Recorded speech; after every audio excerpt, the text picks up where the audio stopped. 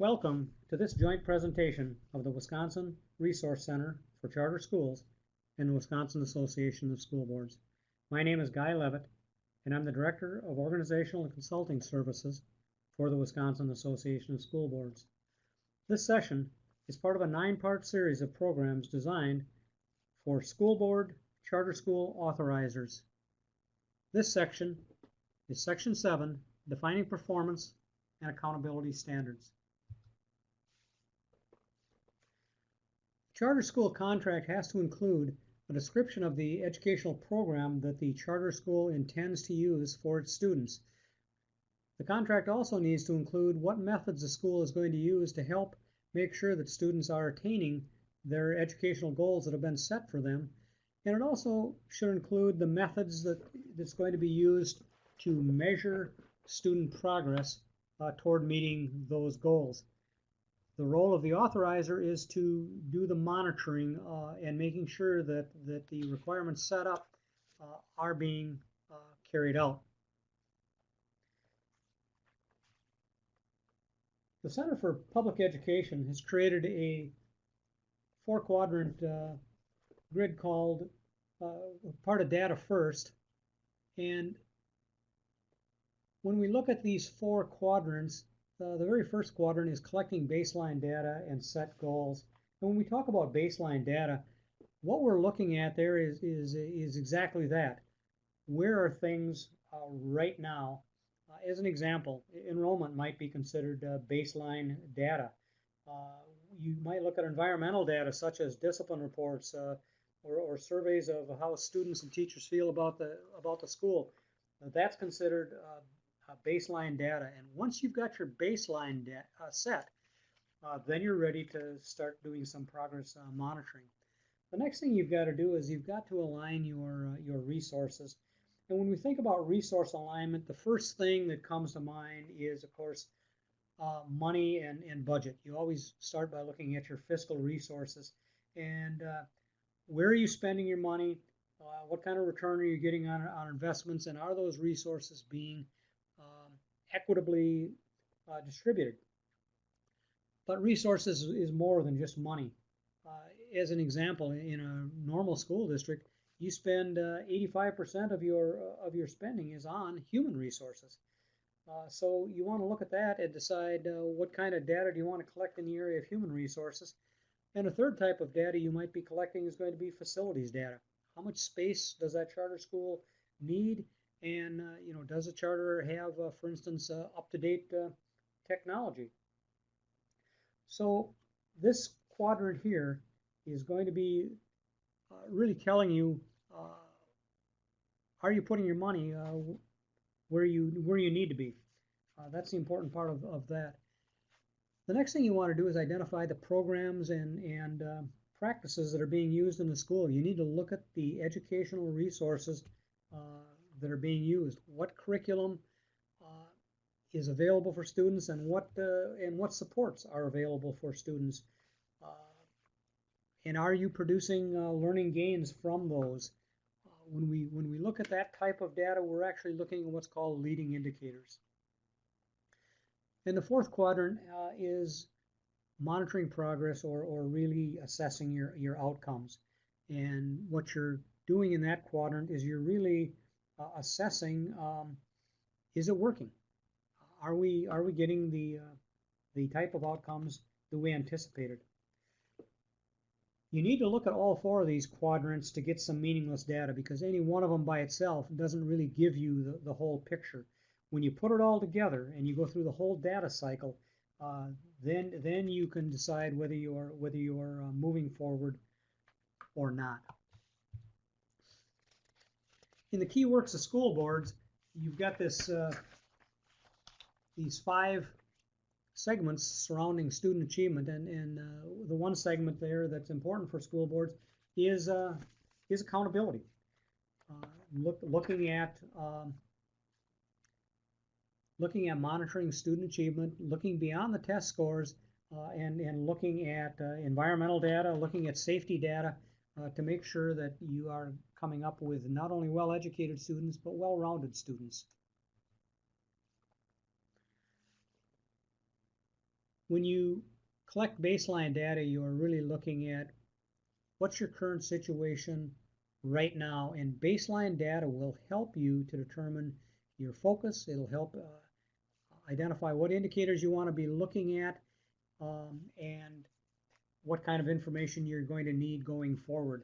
But baseline data is just a snapshot in time.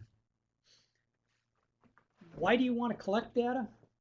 Well, data is useful because it's accurate, and it also is aligned with your goals. But when you're looking at collecting data, only measure those types of things that are going to help you make better decisions for the future.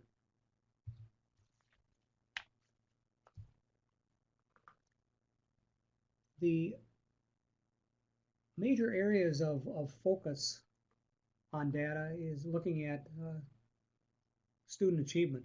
Are the students learning? Do you have some gains in proficiency? Are you seeing individual growth or improvement by students? What do your graduation rates look like? And what does college enrollment, as an example, look like? Some examples of student achievement data. Obviously, the first example I would point out would be student performance on the state required assessments, because these are assessments that the charter school is not exempt from.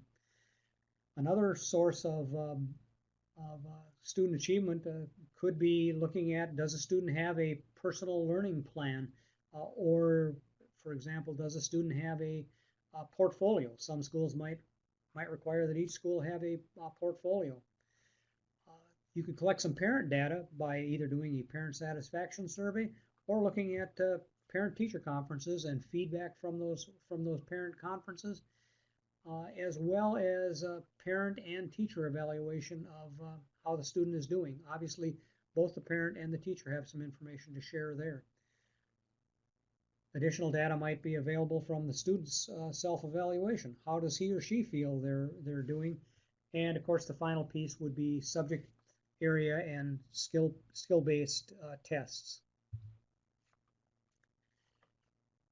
You want to look at your enrollment, what's happening in enrollment, and generally in a charter school, enrollment is good. There tends to be waiting lists to get into charter schools, but you still need to look at that. You also need to look at what kind of a mix do you have in your charter school in terms of racial and ethnic backgrounds. Do you have any English language learners in that charter school? You also need to look at the learning environment. Look at attendance. Look at discipline. Look at climate. These are all good sources of data that will tell you an awful lot about how that charter is performing. You need to develop goals and review data. You need to identify areas for improvement.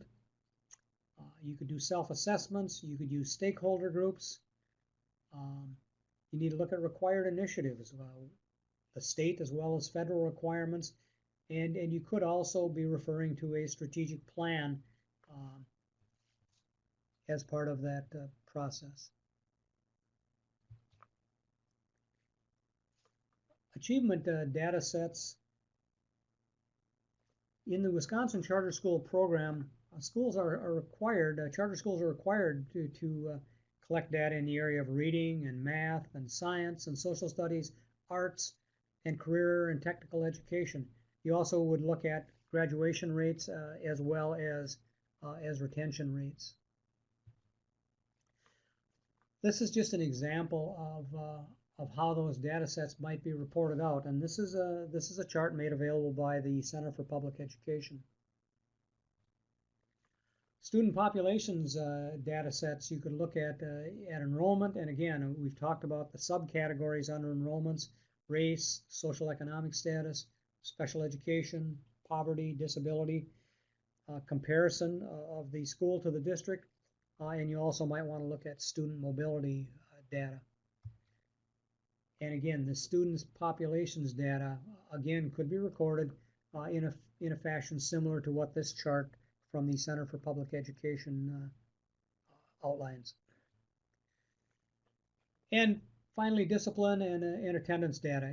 Under discipline data, you may be looking at suspensions, you may be looking at expulsions, possible referrals, or even arrests. Under attendance data, you might be looking at not only student attendance, teacher attendance, but also looking at chronic attendance issues that may exist. And again, this environmental data can be collected on a chart similar to the one provided here by the Center for Public Education. You want to look at your baseline data, and what that's going to show is time spent. It's going to go, and it's going to show money that's being spent right now. And you want to define infrastructure requirements that align with charter school goals. So the school really needs to be sure of where they're heading.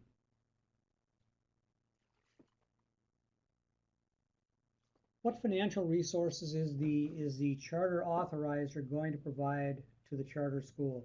And many times those financial resources, well, not many times, those financial resources are going to be spelled out in the contract, as well as any financial parameters, limitations, or requirements that are going to be set forth by the charter authorizer. In addition to financial resources, you also need to look at human resources. What kind of staffing is going to be required for the school? What are the requirements for teacher qualifications and for professional development?